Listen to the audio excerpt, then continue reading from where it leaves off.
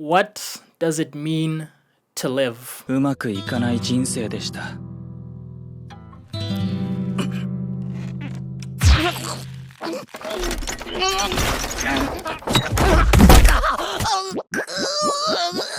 Famous Greek philosopher Aristotle quotes, "Life is only meaningful when we are striving for a goal." There's a certain charm about stories where you know that the main character is going to die. Yola in April, Cyberpunk 2077, Berserk, I Want to Eat Your Pancreas. All these stories hinge on death being this ever-looming and inescapable boogeyman that the main character can't run away from. The limited time that we get with these characters is all the more important because their lives could be over in an instant. Some characters like V and Guts choose to fight against this boogeyman, always walking a fine line between life and death in the cruel worlds they live in, while characters like Kaori and Sakura willingly and openly accept the death that is coming their way, even if they fear it and they wait for it. The one thing that these characters tend to have in common is that they all have a singular goal they are working for, from finding a cure to their illness, to reigniting the lost passion of someone they love, to saving the person they love. A singular goal rekindles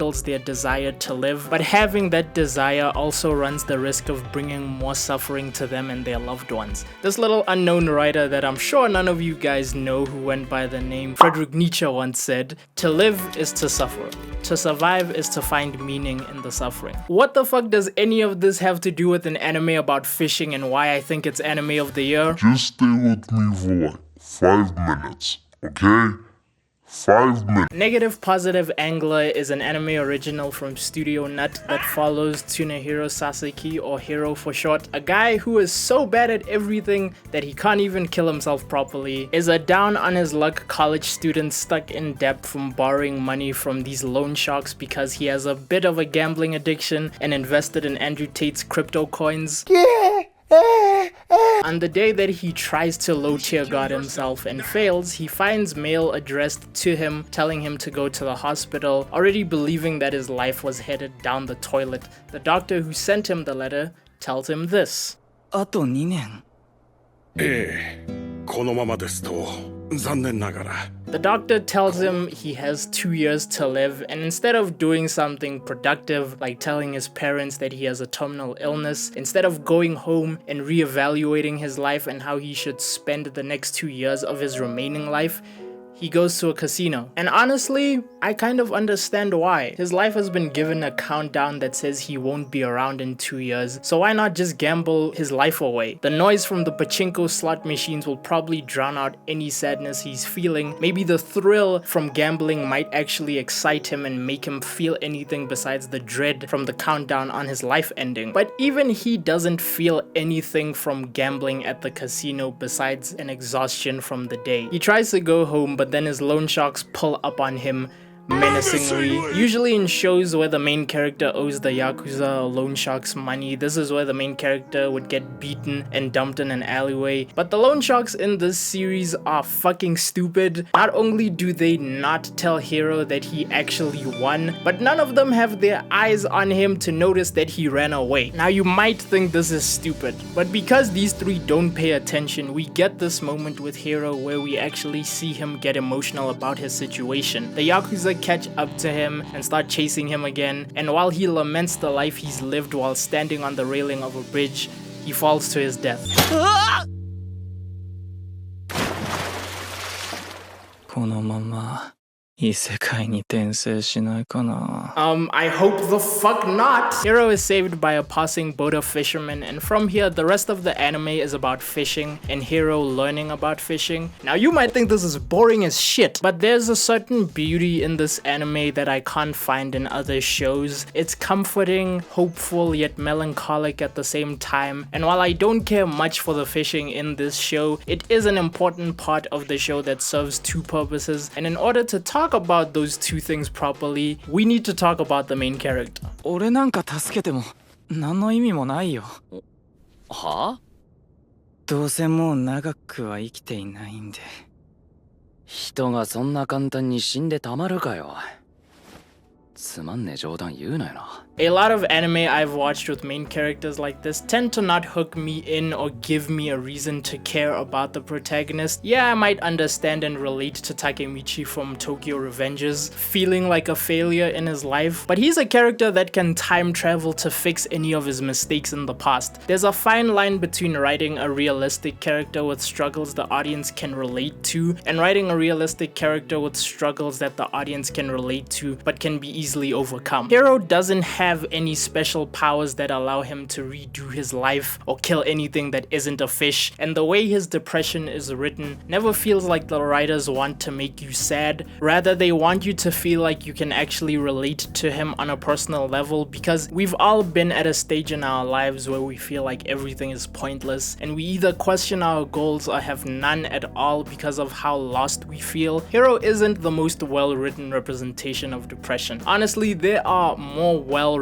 representations in other series that are equally as entertaining, but watching him slowly find joy with this new group of friends after he's lost all hope in living is heartwarming. And each of these characters contribute to his personal growth. Takaaki ends up being responsible for Hiro wanting to live more. Hana shows Hiro a joy in fishing that the other characters don't, and he starts getting into the whole process of fishing more. Ice tells Hiro to be more open with what's in his heart to the people around him, even if he feels like it doesn't matter to him because it might be important for his friends. She's also my favorite character, and that isn't because she goes from potato to baddie in the span of 6 episodes, or that she cosplayed as Albedo from Overlord. It's because to me, she says what Hiro needs to hear. He needs to stop running away from the fact that he has to tell these new people that he only has 2 years left to live, even if he doesn't find value in his own life, because the others see value in him and it's important that they know.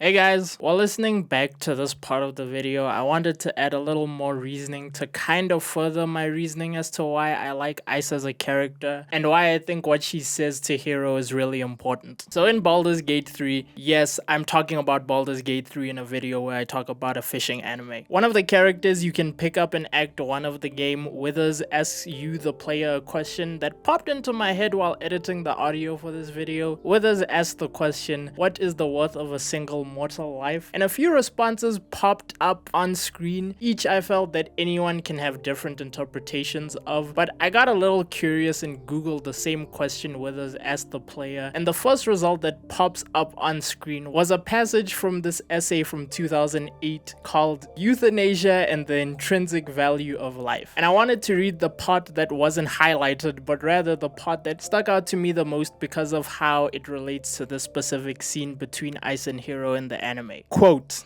"We as humans also have a certain sense of human community, and with few exceptions, put human life above and separate from above all other life. The separation of life gives our common definition of life an intrinsic value, but it is only from being able to feel alive and enjoy experiences that we have come to give life any additional value. The value of life, therefore, is one that is not derived from our ability to exist physically, but to exist in the human experience and be a part of experiences that are themselves considered desirable or good." At the end of episode 6, Hiro and Ice have a chat, and Ice explains how she's lived by a phrase that allows her to live her life in a way to not limit the experiences she could be having, because life is short, so she takes whatever opportunity she can to allow herself to experience things. Hiro, after a certain point, stopped interacting with people and stopped trying to experience things. His room, when we see it in the first episode before his apartment is destroyed, doesn't really look like the room of someone who goes out and touches grass with the rest of the general public. It's only when he starts fishing and meets the fishing crew does his life really start to change, because he starts to have new experiences that make his life better. Ice's personal philosophy and way of living is a direct foil to Hiro's personal philosophy and way of living before his diagnosis. His way of living is not only challenged by the fact that he's going to die, but also by how he sees Ice's almost carefree way of living and how he envies her. Him asking her what she would do if she had his diagnosis is him also asking her the direction he should take his life from now on, and that's part of the reason he ends up crying at the end of episode 6. I felt like I should at least add that in, because episode 6 and Ice are one of the more important parts of the show, and I feel like it adds a lot of depth to Hiro's character arc throughout the show. That's it. Back to the video. It's hard to believe that a show about fishing can be this deep, personal, philosophical story about the value of one's own life, depression, and the ever-present inevitability of death that humans can't escape from. But I wouldn't make this video if I didn't believe that a show like this wasn't important to talk about. Bringing it back to the quote from the beginning of the video, what can be classified as meaningful when the value we place on things varies from person to person? Does the value of life change or lose all meaning because the nihilist says the indifferent cruelty of the universe will one day swallow us all, and giving up is the best option that makes living easier? This is the part of the video about fishing.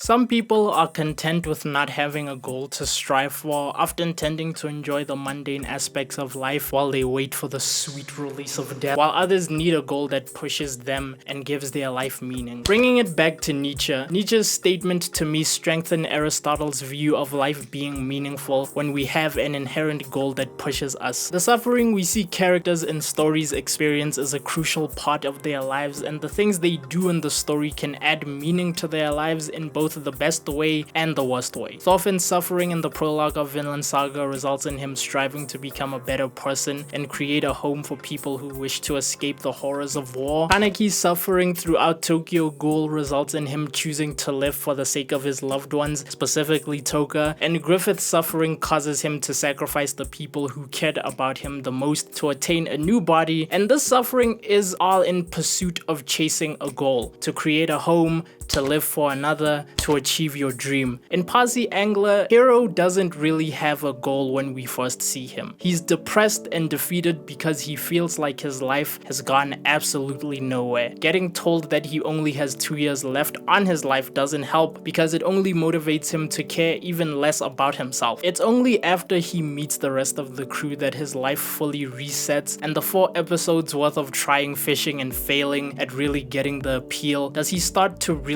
get it. It starts small. He tries to shut down Hana, strong harming him into trying out fishing because he finds it difficult to trust anyone and would prefer to just do nothing all day, believing that he isn't in the position to fish and that changing your life isn't simple. And Hana challenges his viewpoint by asking him how he knows that he won't change his life if he doesn't even try. From this point onwards, the show progresses at a relatively slow pace that allows Hero to learn about fishing, to eventually slowly developing a growing passion in this new hobby he was so adamant to participate in the first time. All of this happens while giving him the chance to grow closer to the rest of the fishing crew and slowly but surely come to terms with the fact that he's going to die. The fishing in this show isn't really about fishing. It's more of a metaphor that pushes the central message of the story, which is having a goal that gives your life meaning. Something the story does exceptionally well is give Hero enough time to actually find joy and a love for fishing, because in real life it takes a really long time to develop a love for something, and having it become a meaningful part of your life that motivates you to wake up every day. A better way to put it would be, if you've ever been an artist or ever wanted to create something, your first attempts can be the most demotivating because of how bad they might turn out. I am someone who enjoys creating music. The act of creating instrumentals and structuring them to fit a concept I have in my head for a song is something that makes me extremely happy. But the first time I really got into creating music was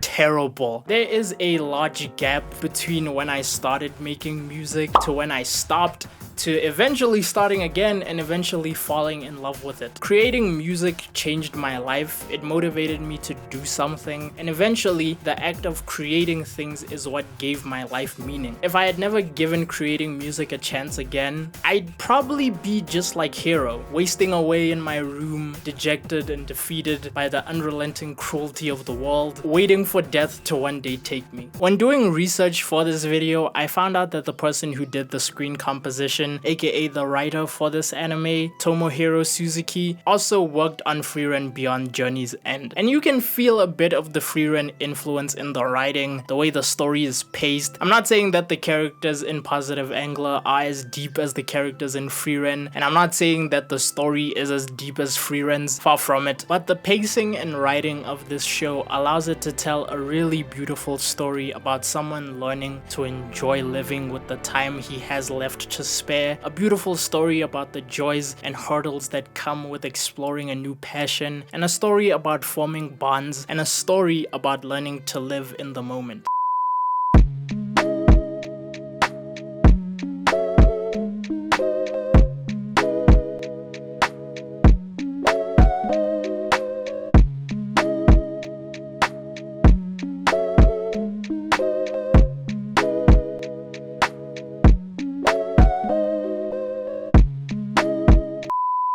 I know I tend to look too deeply into the art I talk about, but this fishing anime is actually much deeper than you might give it credit for if you give it a chance. The suffering we experience is part of life. There is no escape from it. Even the people we see online who look happy and seem like their lives are going really well suffer from things that we don't know about. D'Angelo, a much bigger YouTuber than me, has this video about not really feeling happy, and while this video might seem very doomer from the title and topic he's discussing, towards the end of the video he talks about understanding that bad days will come and good days will come, but as long as you are able to take joy in the fact that you are able to get through that, you'll be okay. I used to think that some people just seem like they live their lives as like a collection of happy moments joined by the occasional low point. And that made me feel so broken. Genuinely, like something was wrong with me, because I knew that I was just living all bad with the occasional high point where I am slightly above rock bottom, but any level of happiness I knew was temporary and just shrouded in that nasty thought that like, this is just until it all comes crashing down again. But now I see the neutrality, actually. Bad things or good things will happen. I'll have good days or bad days, but objectively, I'll get through them. I'm proud of myself for never figuring it out. I'm proud of myself that I didn't figure it out at 18. I'm proud of myself that I didn't figure it out at 21.